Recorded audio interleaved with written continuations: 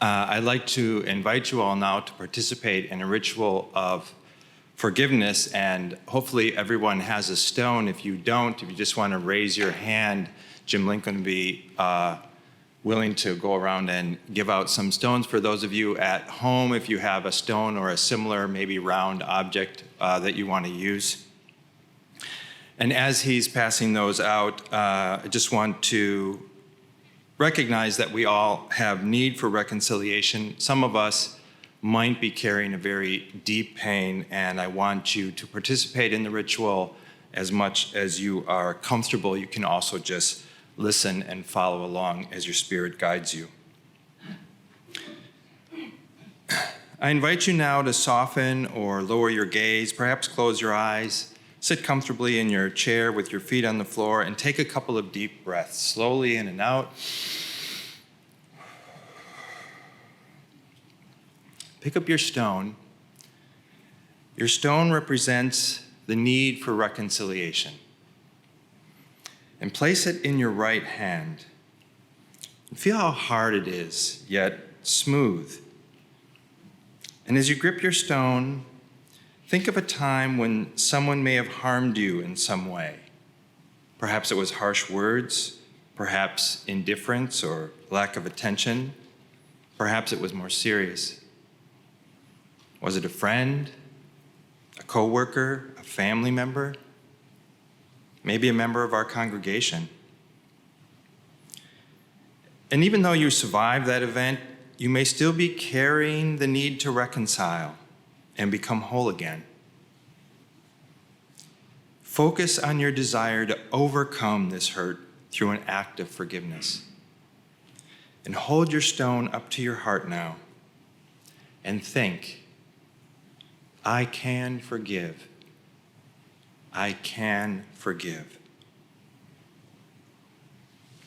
Bring your stone down to your lap now and take a deep breath.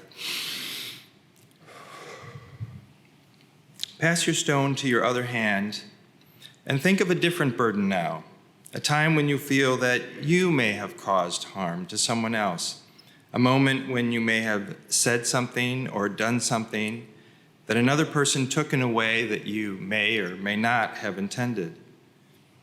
Maybe you acted with gestures or words when you were not at your best self, or perhaps you failed to care for someone or to be sensitive to them in a way that you know you can be. Focus now on your desire to be forgiven and to reconcile. And gently bring the stone up to your heart and think to yourself, I can be forgiven. I am worthy of forgiveness. Let your stone drop down and hold it now with both hands. Holding the stone in front of you, feel the hard sides. It can't be molded. You can't fashion it. You can only decide if you want to set it down. Notice its weight. Your stone may not be heavy, but the weight is there. Some of our needs to reconcile are a burden more challenging than this stone, larger, harder, heavier. Hold it with both hands now, one last time to your heart.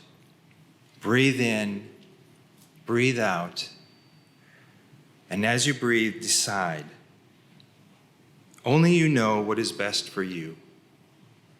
Are you ready to forgive?